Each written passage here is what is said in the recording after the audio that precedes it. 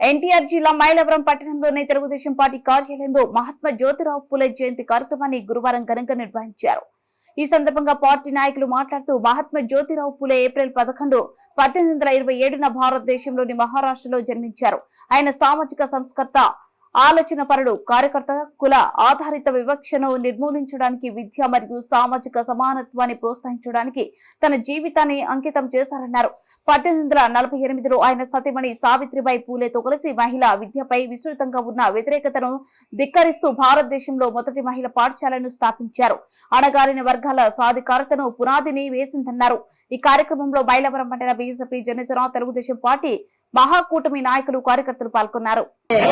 జోహార్ జ్యోతిరావు పూలే గారు, జోహార్ జ్యోతిరావు పూలే గారు, జోహార్ జ్యోతిరావు పూలే గారు, జోహార్ జ్యోతిరావు పూలే గారు, జోహార్ జ్యోతిరావు పూలే గారు, జోహార్ జ్యోతిరావు పూలే గారు, జోహార్ జ్యోతిరావు పూలే గారు,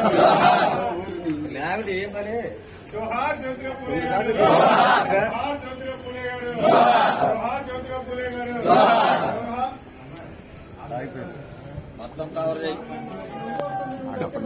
వీడియో వీడియోనే మరి నాయకుడు